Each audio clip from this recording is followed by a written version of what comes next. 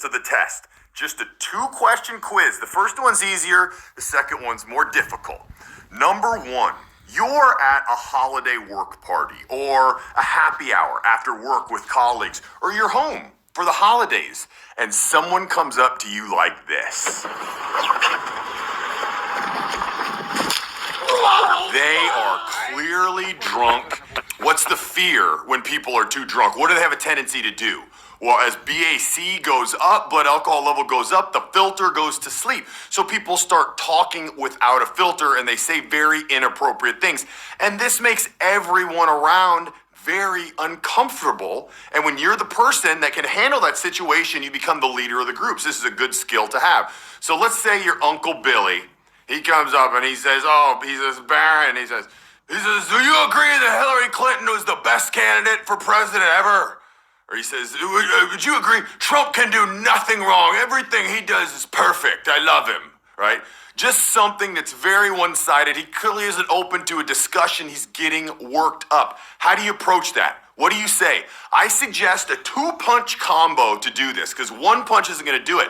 And something that I would normally suggest, take him into another room. So it's just you two one-on-one. Because anytime you have to say something that they may not appreciate, saying it one-on-one is better. But when somebody's drunk, you think they're going to appreciate that? I've never taken someone to a side room and been like, Uncle Billy, it seems like you maybe had a little too much to drink. And Barron, I'm so sorry. I didn't even realize. You're right. I'm going to go home. Never once do they do that. So you have to deal with this because it's a tough situation. No one in the family wants to be the person to get a rise out of drunk Billy and throw him out. So you got to know what to do. So what do? He says those things to you. How do you handle it? So in the 2-punch combo that I suggest, punch number 1, never bring up the fact that they're drunk or have had too much to drink because that only breeds a defensiveness immediately. What are they going to say? Are they going to consider that? I did pour that vodka, that double. That was a little bit stronger than I normally have. No, I'm fine. I haven't had that much. So never bring up the fact that they're drunk and don't bring alcohol in it at all. The first punch is to simply say, Billy, it seems like you're getting really worked up about that. Why don't we just talk about something else? What do you think Billy's going to do? Maybe, if he's the kind of person that usually is a little more conservative and that's enough to rattle him and he'll be like, oh, geez, I must be out of control. Maybe, but more likely, he's not going to do that, right? He's like, well, whatever. So did you see Hillary Clinton the other day? So the second punch, the cross, the knockout punch, is you're going to say, hey, Uncle Billy, I can see this is getting you worked up. We're all just trying to get wound down here. We're getting ready to call it a night. But I was curious. I wanted to ask you, did you get a chance to see those new Apple EarPods that are coming out? I know you have a pair and there's some changes coming out. Did you see that? So what you're doing there is you're diffusing the situation by bringing up the fact that he's excited and excitable. He's not drunk. He's just getting excited. Everyone else, now you're on a team against him, but not in a defensive way. We're just all trying to kind of wind down for the night and, get things kind of calm down in here. And then number 3, you got to lead the frame and establish with a new thread. What's the new thread? Anything. What came to my mind was the Apple EarPods. I wear mine all the time. I knew they have a new version coming out next year. You have to bring that up because someone who's drunk is going to be much more easily led from thread to thread. He doesn't have some prying question about Trump or Hillary Clinton that he wanted to bring up, right? He was just getting worked up and wanted to stir things up. So it'd be very hard for someone who's drunk to be like, oh, he's just trying to steer me to another direction on something like this. As long as you bring up something that's somewhat relatable to him. So if he's a big football fan, he's a big Colts fan, bring up something about the Colts or something that he's at least interested. If you're like, hey, Billy, did you see that the Nutcracker Ballet is coming for its 3rd encore? And he doesn't care about that. He'd be like, oh, whatever, and go back to it. But if you bring up a social conversational thread that's something that he's interested in, 90% of the time he's going to get drawn onto that thread and you're going to be able to keep walking it like that. And this is very easy to rinse and repeat. If he does it again 15 minutes later, you can do the same thing. And each time you do it, even when he's drunk, he's going to realize, oh, bad move, bad move, bad move. And eventually it's going to taper down.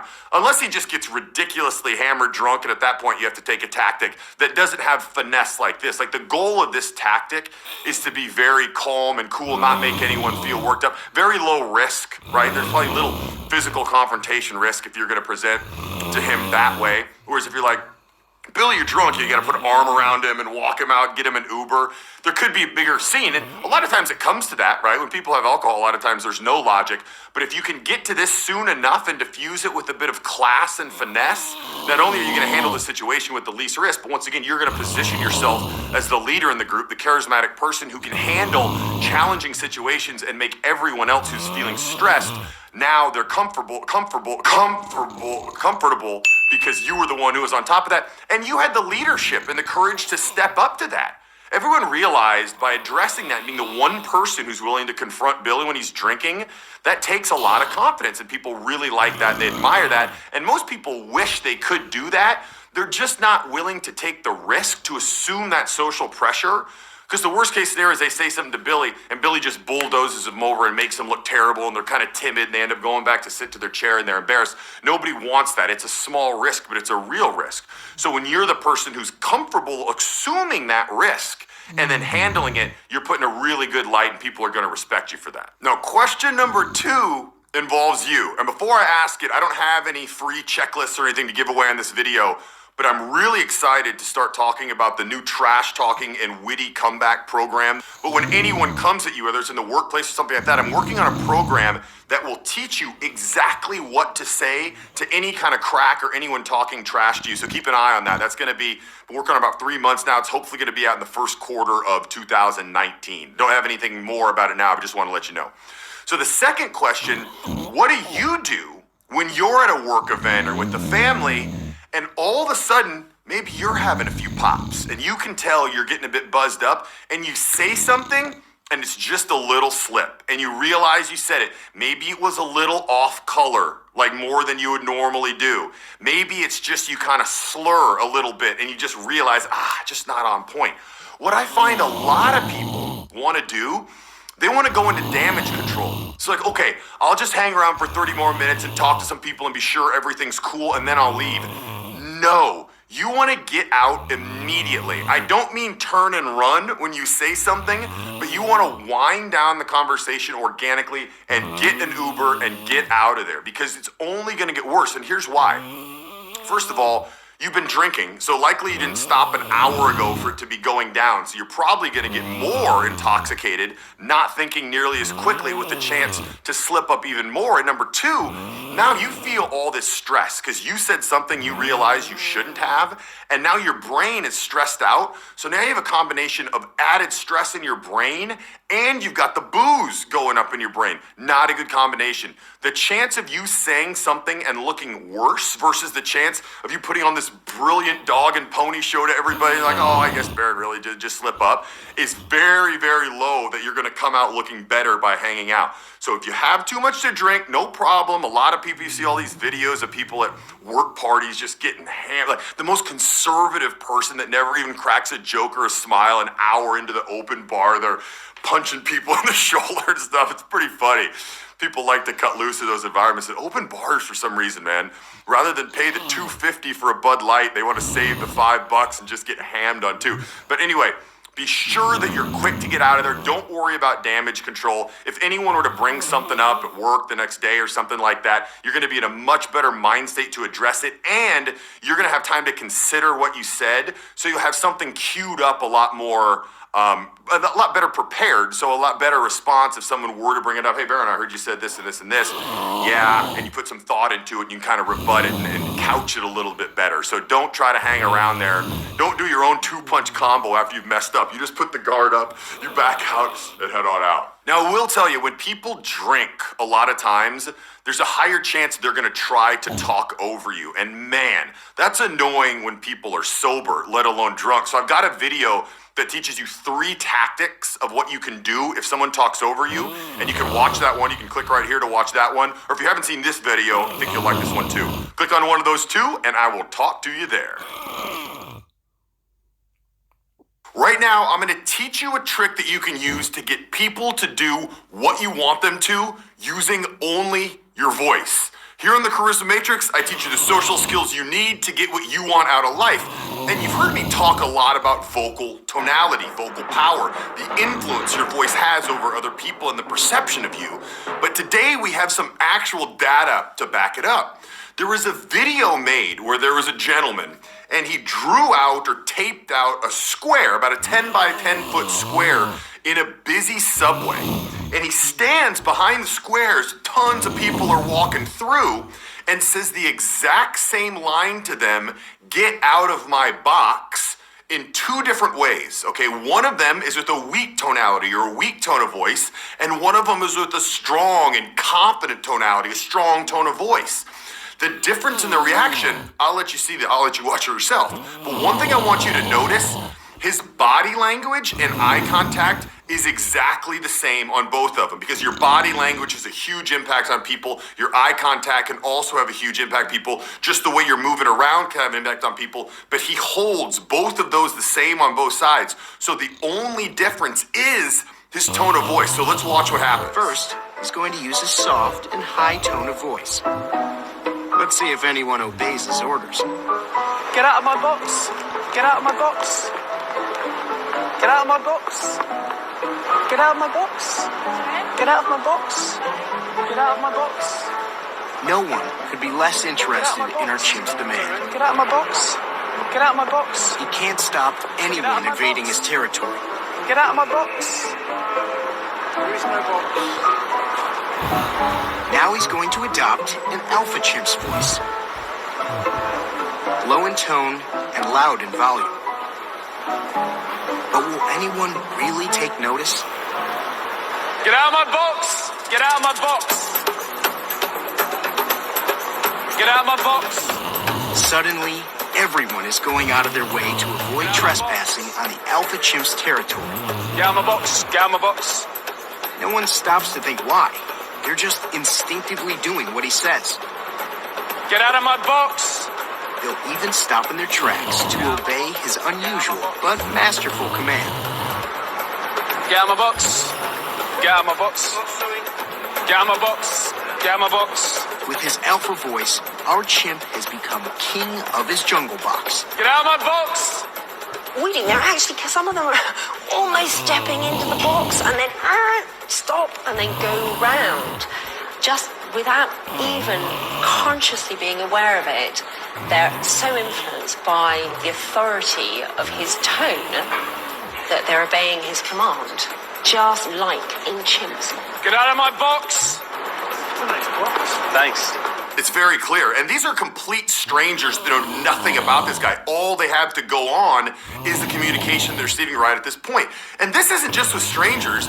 This is with colleagues. This is in public. This is in every different instance of your life. And the important thing to understand is the first time someone hears the way you speak, they're sizing you up. You go into a new job, you go into an interview, you go into a bar or restaurant for the first time, people are projecting all of these different things on you based on that initial impression they receive on you, and so much of it is based on your voice. Can you hold that nice confidence when you're talking to people? Do you know how to sound strong? Do you have a nice rhythm? Do you have the nice cadence? Do you have the right resonance for your specific voice? There's a ton of different things to learn with this, but when you have your voice dialed in, it's incredibly powerful, and you'll notice as you hopefully go to improve your voice, every step of the way, people treat you differently. I remember the first time when I was learning this, I went into Starbucks and I was just trying different things. I was learning about the different types of tonality, rapport seeking, rapport neutral, rapport breaking. And I took a step towards rapport breaking, and the impression I gave off, and more importantly, the reaction that I got from not only the person I was speaking to, but everyone around me was incredible. It's so powerful. If this is something you really want to dive into and really dig deep and get handled, I have a program. It's my flagship vocal program. I put the most time into this by far over any other program. It's called the Vocal Power Boot Camp. It's 30 days where every day you're going to get 3 things from me, and it's going to walk through lessons. It's going to start out with a good morning where I talk to you about the day prior, and then finally it's going to include something you need to actually go out and do, an action item, I call it. So it's almost like I'm coaching you the whole way. I do some very limited private coaching where I talk to people one-on-one, It's very expensive, so I don't do it very often.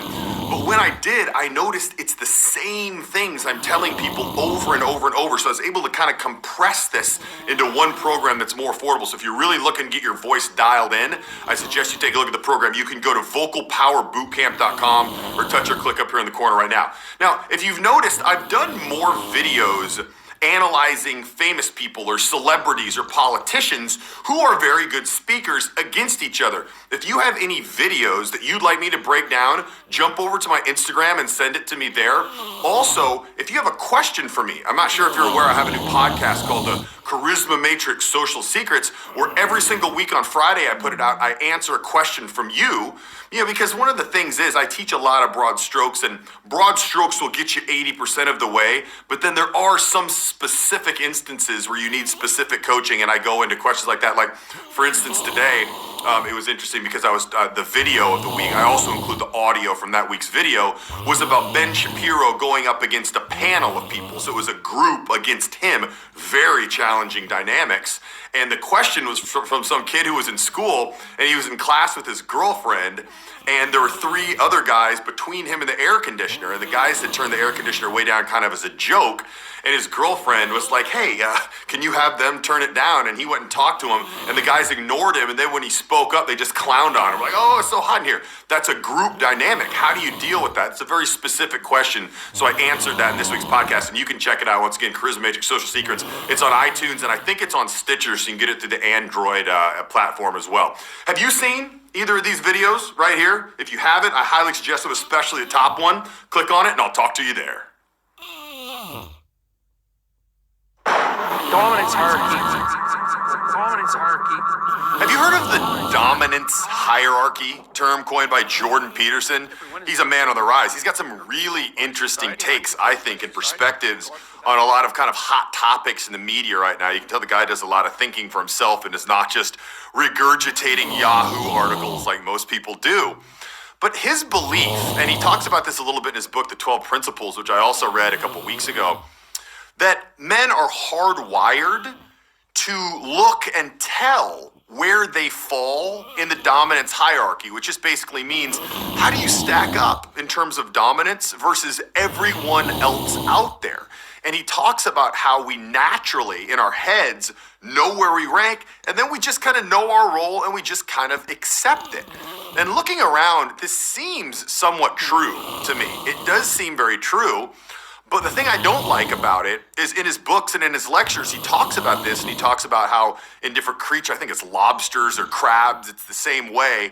But he doesn't give any practical tips on how to grow or how to rise in the dominance hierarchy. It's almost like he thinks that the way that you're born, or once you get to a certain point and you're done kind of changing and developing, that you are where you are and you're kind of stuck, almost like a caste system, which is not the case at all. So in this video, I want to give 2 quick ways that you can immediately rise in the dominance hierarchy. The way I like to explain it is that in any social interaction, there's an interaction equilibrium. And that's where each person sees themselves in terms of social value versus the other person. So for instance, after a rock concert, the lead singer is talking to a fan backstage. How do you think that interaction equilibrium looks? Or dominance hierarchy, however you want to explain it. Well, like this, right? The person has way higher social value than the person down here, and they're gonna act like it, right? What's the fan gonna do? Gonna be screaming, oh my gosh, I can't believe I get to meet you, oh my gosh. And what's the rock star gonna be doing? Yeah, cool, good to meet you, awesome, glad you came, appreciate it, right? In all their communication, they've accepted those roles. Now, that's an extreme example. It's hard to find an example more crazy than that. But what about like in the workplace, where there's just some guy there who always kind of talks down to you and acts like he's a little higher than you? Clearly he thinks he's higher than you in the dominance hierarchy. What can you do? I'm gonna teach you, there's so many different things you can do, but in this video I'm gonna teach you 2. And the first one that's so easy and so powerful, just tweak your vocal tonality. So when you're talking to someone like that, Go from a rapport neutral, or you see yourself as having a rapport neutral tone, which just means to kind of quickly explain them. Rapport neutral is how you talk to your friends or a peer, just the way you normally talk. Rapport seeking or supplicative, those are the same tone. That's like a fan to the rock star. Oh my gosh, I can't believe you're here. How was your weekend? How are you? Rapport breaking, the best example I can think of is a police officer license and registration, right? Not trying to impress anybody. They have the authority. They're bossing around. Do you know how fast you were going? Okay. All I want you to do in this instance is go from a rapport neutral to a bit of a rapport breaking tone, okay? So if you're talking to them, maybe you're just at the coffee shop and it's Monday, or you're at the coffee area in your corporation. You probably go to the coffee shop, some guy who talks down to you. But you go up there and you're talking about your weekend, and say this guy's name is Bill and he always talks down to you a little bit. Well, when you're talking about your weekend, go from, yeah, we went out and we were on the motorcycles, to, yeah, we went out, we were on the motorcycles, it was a beautiful day, we went out there, how about you, how was your weekend? You change that tonality a little bit, and all of a sudden, subconscious in their head, like, why is Barron talking like that? He sounds much more confident. He sounds much more high value and high status. He's likely not thinking through these things logically, but his subconscious is telling him that. And now when you continue to do this every time you speak to him, you've taken it a touch down to rapport, a little bit rapport breaking, or what you think is rapport breaking. A lot of people don't understand the way they actually sound when they speak. They think they're in a rapport neutral voice. They're actually the supplicative tone. But you take it down one step, immediately you're going to rise in the dominance hierarchy and rise in the interaction equilibrium and display to him. You're basically saying, hey, bud, you don't have